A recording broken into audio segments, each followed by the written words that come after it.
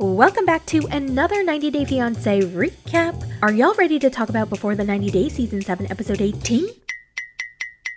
But wait, can you believe the holidays are over and we're about to enter a brand new year? So it's time, y'all.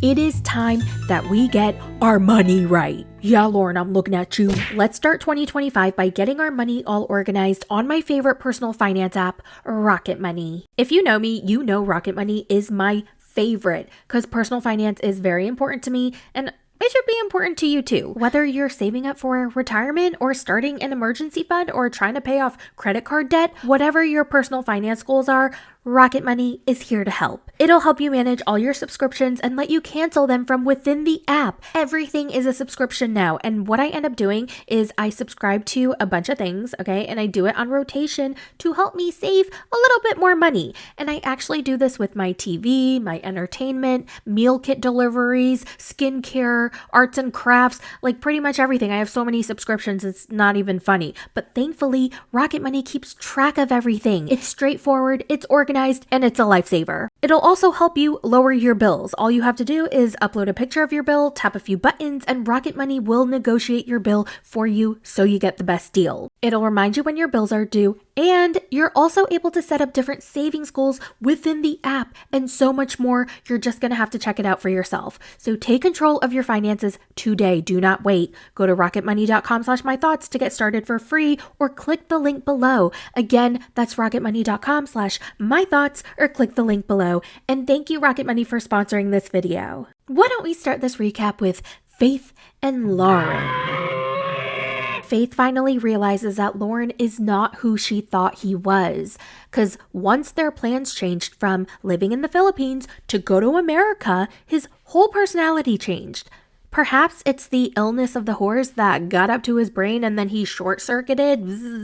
Who knows? But he's not the same person anymore, and I'm glad Faith saw the real him and got out. I mean, it took about like 25 red flags for her to see it, but it's better late than never, right? After Faith left the room, Loren tells the cameras that if he knew crushing cans on his forehead and stabbing his hand with a butter knife would upset her, he wouldn't have done that.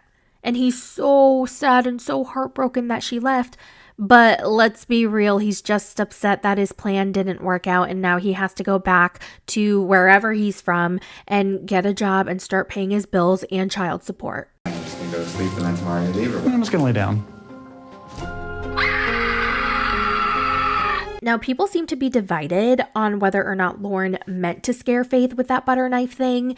The way I saw the scene was he was stressed. He was disassociating. He didn't know what to do. He was just like, everything was crumbling down around him, like his master plan was crumbling, and he was fidgeting with his hands. I really do believe him, even though I hate his guts. I do believe that he was just fidgeting with his hands, and if it weren't a butter knife, it would have been a rubber ball or a napkin, like whatever he had available, he just took and started fidgeting. So I don't think he meant to do that to scare her in any way. However, that doesn't mean that her feelings are not valid, because they are. She was legitimately scared for her safety for whatever reason. I wish he talked about that more, like what triggered her or why it did.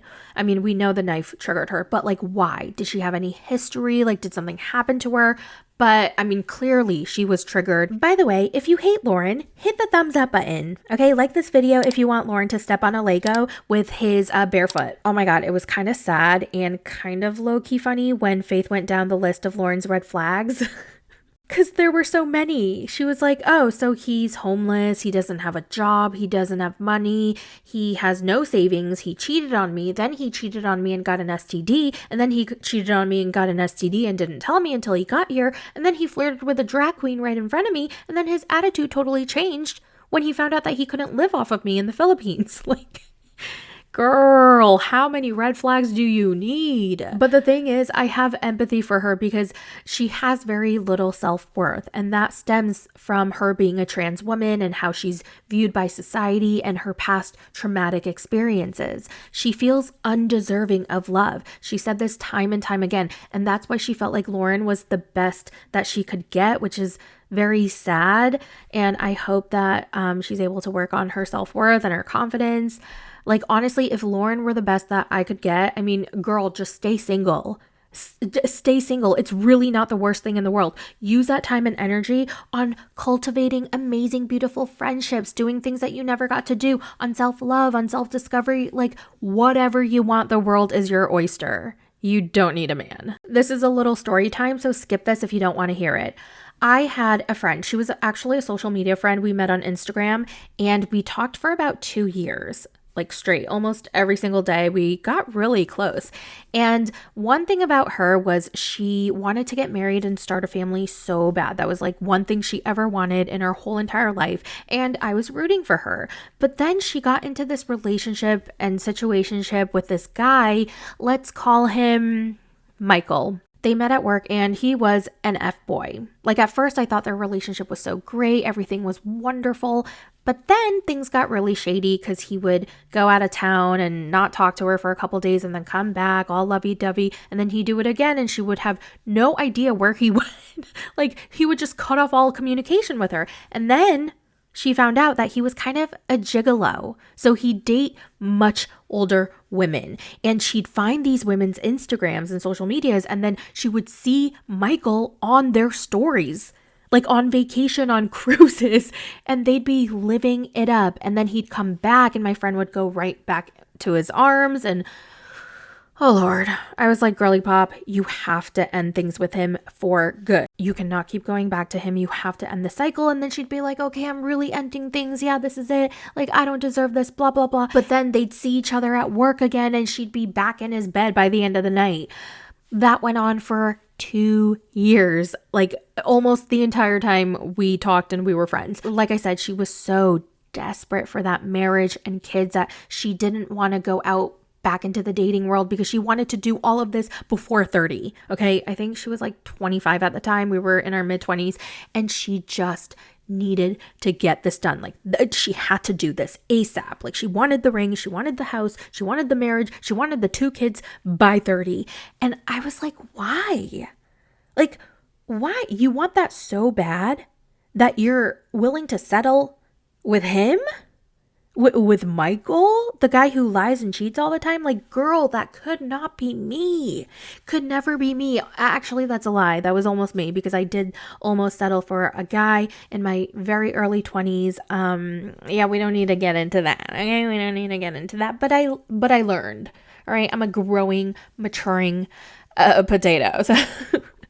So yeah, I learned from my experience and I was trying to share my wisdom with her. So she would always ask for advice. She would always vent and cry to me. And of course, I was her friend. So I lent her my shoulder and I would offer her advice. But then after the 89th time of her getting back with him, I pretty much stopped talking to her, like slowly. And then eventually we just stopped talking altogether because every single conversation was about him and the same situation over and over and over again. And I just couldn't handle it anymore. You know, at a certain point, you have to help yourself. Okay, so she would be so happy and then she would be depressed and then she would be mad. And it was just on repeat over and over and over again. And I was like, whoa, I can't do this shit anymore. I can't. And listen, when you give your friends advice, you cannot get mad at them for not taking it. You should never give your advice expecting them to take it and then get mad at them if they don't. Okay? Because you are giving your advice because you care about them. But then it's ultimately up to them to take it or not. And then it's up to you whether or not you want to support their choice, right? And I chose to continue to support her because I cared about her. And then I couldn't do it anymore because our entire friendship revolved around her and Michael. It was all about Michael and I just couldn't do it anymore. And honestly, I haven't talked to her. Like we haven't talked since. And I don't know. I don't know what happened to her. I don't know if she's still with Michael. I hope not. Watch, I'll go back and look at her Instagram and she's probably married with that would be crazy. But yeah, anyway, why did I even talk about this? Oh, because I was talking about Faith and how she almost settled for Loren, but thank God she didn't. Thank God. I hope that my friend, my ex-friend, got that aha moment that Faith did. Anyway, let's go back to Faith. So in her last interview, she was sad. She was sobbing, actually. It was heartbreaking. I felt so bad for her. I really, truly hope that she is fully healed by now. Finally, it's time for the creep to go back home But he wants to see her one last time. I don't know why. I guess he wants to say sorry. And then he finally says sorry. And then she's like, yeah, whatever. It's over. And then he's like, oh, well, I hope someday you're happy. And she's like, bitch, I'm always happy. And I was like, yeah. Slay. I just hope you're happy one day. Yeah, I'm always happy. I love how in his confessional, he was like, I would have done anything for Faith. Really? Okay, so you pretty much did anything except be honest, except get a job, except financially help her, like contribute in the relationship, except not cheat on her, except not being faithful, except not getting gonorrhea, except not acting all weird and switching up after finding out that you couldn't stay in the Philippines. Like, literally, you did not do much. So, goodbye. Nangihinayang lang ako. I'm literally back to doing nothing. This is nothing to go back to. Let's move on to Vanya and I almost said Bojo, but it's Yosko. Oh my God, you guys, I cannot believe this happened. I was not expecting, I'm so perplexed. I'm so confused. I'm so disappointed. So let's start from the beginning. It's time for Vanya to finally go home. Everything is so lovey-dovey with Yosko, okay? They're in bed, they're looking into each other's eyes, and I'm shocked to learn that they didn't have schmecks on her last night. Like, whoa. Whoa, that is some self-control. She said that they were talking about really heavy things. It was a very emotionally heavy night, so it just didn't feel like the right time. But to me, I'm like, that's the right time. Don't you think the schmecks would be incredible if things were so emotionally heightened and you were in your feels? I don't know, but she said it wasn't the right time, so I gotta respect that. And they both realize that if their relationship continues and it gets serious, somebody's gonna have to move. And he doesn't want to move because he just adopted a little boy. He has a son now, and he has to stay in Croatia to raise him and be near his family. And she's freaking out because this is all so scary to fall so deeply and so hard and so fast for someone. And he's in an entirely different country with a son, and it's just a lot of pressure. I truly felt for her. Sorry, you're crying because of me. Oh, it's fine. You're a good reason to cry for. At this point in the episode, when they had their tearful airport goodbye, I was like, God, I am shipping them so hard. I am rooting for them so freaking hard. I hope he does not disappoint us. Ooh, because he is checking all the boxes so far. Like, it was making me want to book a flight to Croatia to start matching with men. Like, the fuck? So like I said, they had a very tearful airport goodbye. He was like, you're magnificent, you're beautiful, you're wonderful, I can't wait to see you again. And she's like, yeah, she's got mascara running down her face. And they're so sad. And I'm like, oh my God, things are just gonna work. They have to work. Like, they're gonna be together forever. We're gonna see them on another season. And then I guess things just didn't end up like that. No. Because Vanya's back in Orlando. She's looking fabulous in her hot pink sparkly bikini, and she's going to go see her cousin at the beach. But before that, she gives us an update with Yosko that he actually came to Orlando to visit her for 10 days. And all the footage that she took of him and her in Orlando on their honeymoon, they look so happy. Like, they looked like they were an engaged couple, like ready for the rest of their lives. They look so natural together. And I was like, why is she talking about them in the past tense? Why isn't there any current footage of them? Where were the TLC cameras? Like, why is this? I was so confused. And I'm like, did they break up already? No, they couldn't have. They look so happy together. No, I refuse to believe this. Well, Vanya goes to the beach to see her cousin, and they hug. And they cry. And the cousin says, I'm so sorry, Vanya. And she's like, why does this always happen to me? Or something along those lines. And I'm like, what the fork happened? What the fork happened? I need to know stat. And that's where things end. Like, no, I can't wait another week to find out what happened. What did he... According to the previews for the next episode, she says that he broke up with her over text. Like, she got a text from him one day after he went back to Croatia. Oh, by the way, they finally banged. When he came to Orlando, they finally banged over and over and over again. It was like 10 days of banging. All right. and they ended things on a good note. Like everything seemed to go well. And then he went back, something happened, and he texted her saying, I don't think we can be together anymore. What?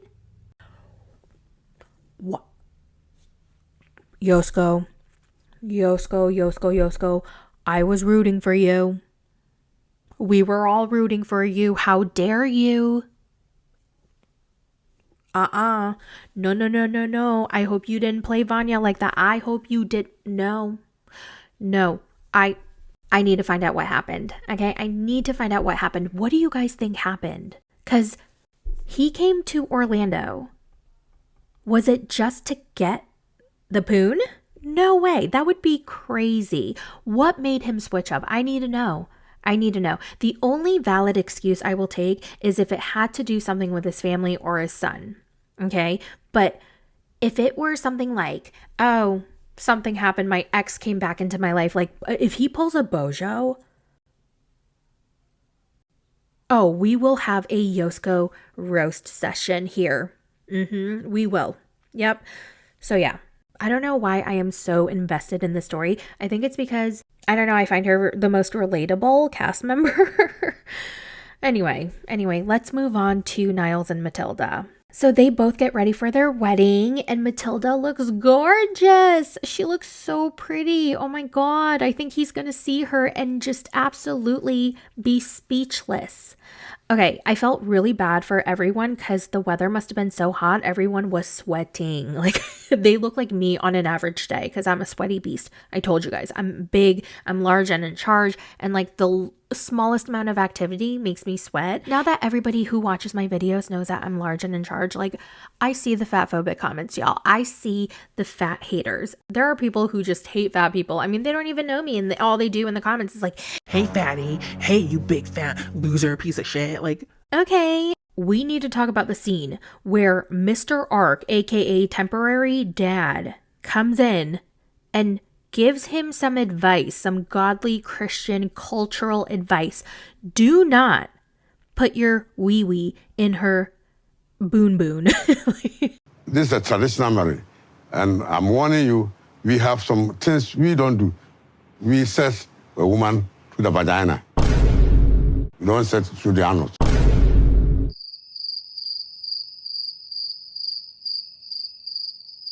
And where the hell did that come from? Like, where did that come from? Hello? This is a Wendy's. How many times have I used that line? Literally, he was just like, I need to tell you. Okay, I need to tell you, son. In our culture, we don't do it in the back door. Okay, we don't do that nasty thing.